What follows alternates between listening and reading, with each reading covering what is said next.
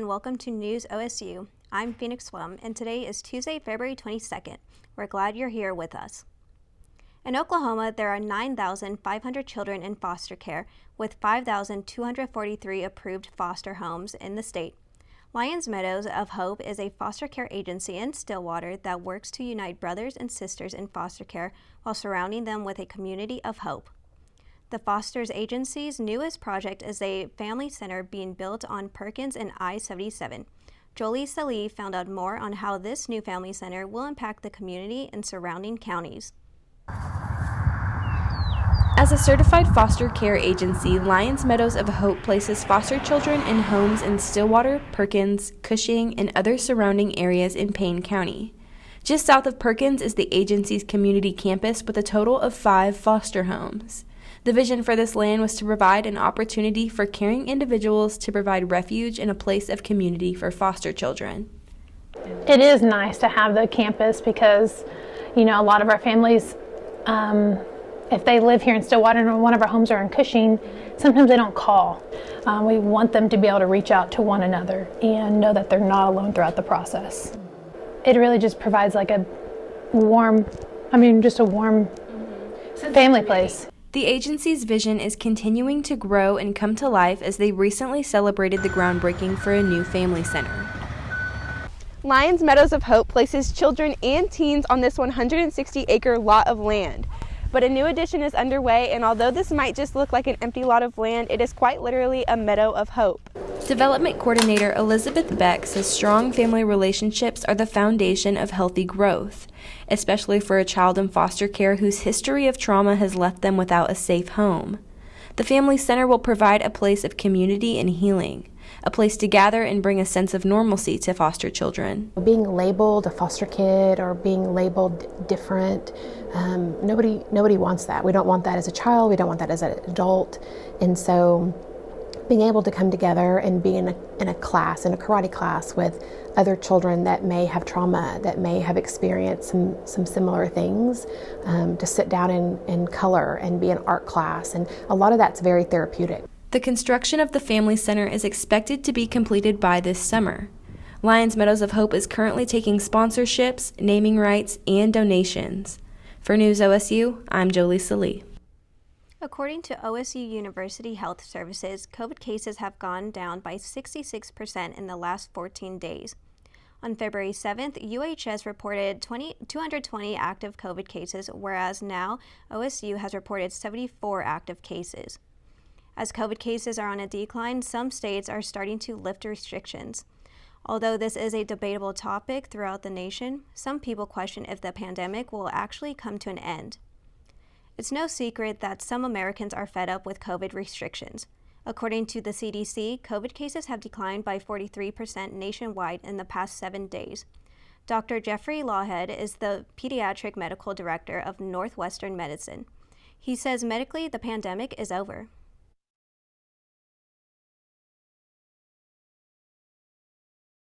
The nation knows it's over. Everyone knows it's over. The question is, how long do people drag it out? And they know that dragging it out is largely for political reasons, has nothing to do with healthcare. For News COVID cases aren't the only numbers fluctuating. The price of material is as well. Inflation is affecting the car industry, technology companies, and even the housing market. James Parson tells us how COVID is impacting real estate.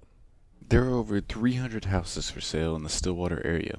With the rise in prices and building materials and increased demand all from COVID-19, potential sellers and buyers could find themselves lost in what their next steps should be. The price of living in Oklahoma is already cheap compared to partnering states. Oklahoma still has seen a 32% increase in prices of houses since 2020. With each day, prices continue to increase along with the demand for new houses. Kyler Weeks, who has been a realtor since 2019, says that the current state of housing market is in an unusual place. COVID has put the market in quite a unique place, actually. A lot of people think the issue is because of a limit of homes, but in reality it's just a surplus of buyers. Even California has had its best year in over a decade on single-family home sales this year. COVID-19 has definitely made an impact, as you can see here, but Oklahoma has always been on an upward trend. The price of most things has increased, and people seem to be having more questions than answers, and the housing market definitely doesn't seem to be doing anything but add to that.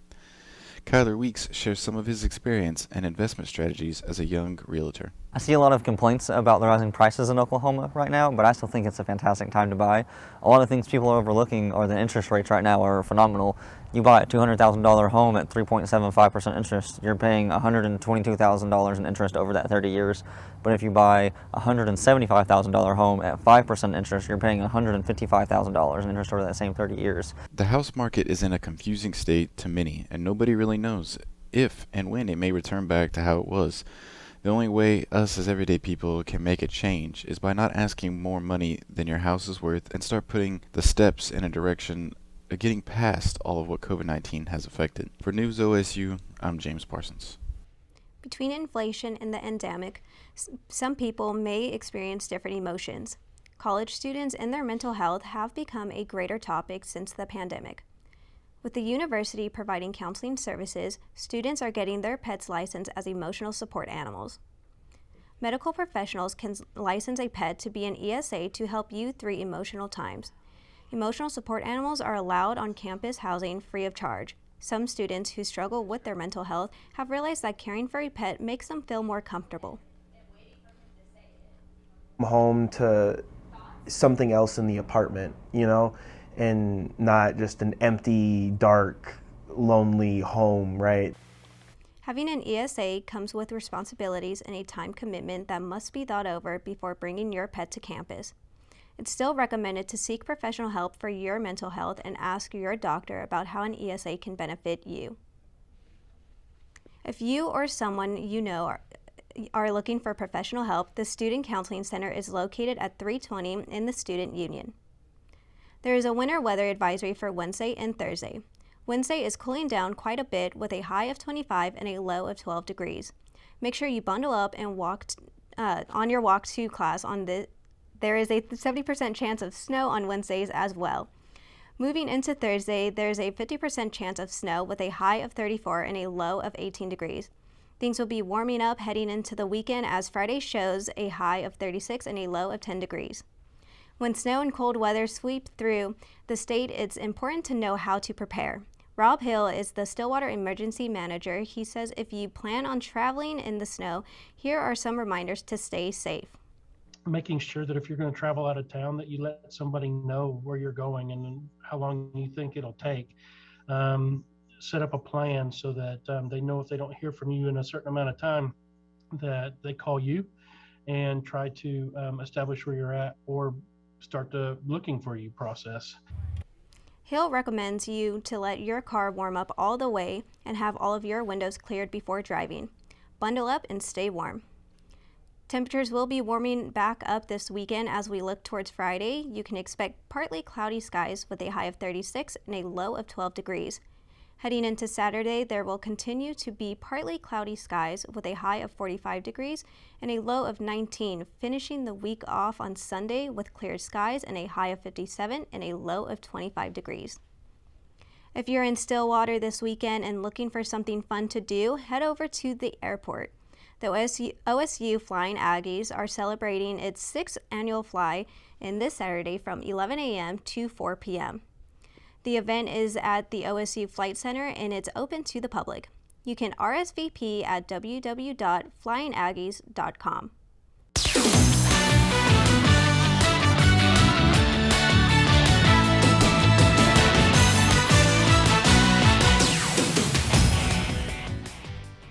It could be said that the fall is all about football, but this means that the spring is about every other sport. It's been a rough stretch for OSU wrestling, losing 4 of their last 6 matches. Bedlam became even more critical. The pressure paid off when the Cowboys beat the Sooners 18-16. The Pokes were trailing 16-10 heading into the last 2 matches. Redshirt junior Dayton Fix stepped onto the mat to win his match 12-4. Fix was followed by true freshman Carter Young, who would decide the duel for the Pokes. Young won his match 11-3 for an exciting senior day win. The Pokes have been struggling with injuries and losses of players, but head coach John Smith says the pressure from this has caused them to respond positively. Let's take these struggles and get better in the next 2 weeks. And focus on what we didn't do. Let's focus on what we can do. This can help them, you know. OSU's top-ranked equestrian team beat Fresno State 13-5 to remain undefeated at home. The Cowgirls won 3 out of 4 events, sweeping both fences and flat. They'll finish the regular season on the road in Texas. Cowboy basketball is in the midst of a heartbreak season, being banned from postseason play. The Cowboys lost to Baylor last night 66-64 in their 5th overtime game of the season. Baylor took the lead in overtime. With 12 seconds left, Oklahoma State had a chance to call a timeout and chose not to. For Coach B to let us play on, and which we've shown in the past, we've had plenty of successful plays of just playing on at the end of the clock. So, I can definitely believe why Coach B did that call, no call, and, we trusted him. Former Pope Cade Cunningham was named Rising Stars MVP in the All-Star Weekend. Cunningham led Team Barry to the win with 18 points, 7 rebounds, 9 assists, and 2 steals. Major League Baseball announced that spring training games will be delayed through at least March 5th. Players and owners are trying to reach an agreement regarding labor negotiations, but there's still great baseball to watch. Cowboy baseball won 2 out of 3 games against top-ranked Vanderbilt. The series was tied going into Sunday's game.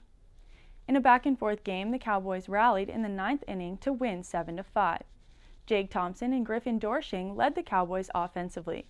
Thompson was 3 for 4 and drove home the go-ahead run in the 9th. Dorsching was also 3 for 4 at the plate with a home run, a double, and 3 RBIs. The Pokes face Sam Houston tonight at Globe Life Field. 2 more Cowgirl teams were in action over the weekend. Softball had a tough weekend at the St. Pete Clearwater Elite Invitational, dropping 3 out of 4 games. The Pokes rallied for a 4-3 win against Northwestern. Cowgirl tennis was dominant in their homestand, beating USC and sweeping Tulsa. We've been watching successful athletes represent OSU in every sport, but did you know your favorite athletes are now being given away to profit off their name, image, and likeness? This is commonly known as NIL. Dallas Haggerty has more on what that means. The days of suiting up and representing your university without getting paid for your name, image, and likeness are behind us. Whether you're the star on the team or you're simply a role player, athletes across the country are now eligible to sign NIL deals. An NIL deal is using a college athlete's name, image, and likeness for some sort of value. NIL deals range from commercials to merchandise. This has university officials buzzing throughout the country at the new opportunity. Why shouldn't people be able to benefit off their name, image, and likeness, especially when they're in kind of a high-profile venue like what college athletics brings across really a variety of sports? This concept was strictly prohibited by the NCAA under the concept of amateurism. Athletes who sign NIL deals will not be getting paid by their university. However, this is an opportunity for an athlete to market themselves outside of his or her college. The idea of pay for play has now been replaced with NIL deals. If any person or company wants to pay an athlete to endorse or represent them, that is now legal. Obviously, the first thing that you think about is, hey, this is something that's going to benefit our student athletes. We need to get behind it.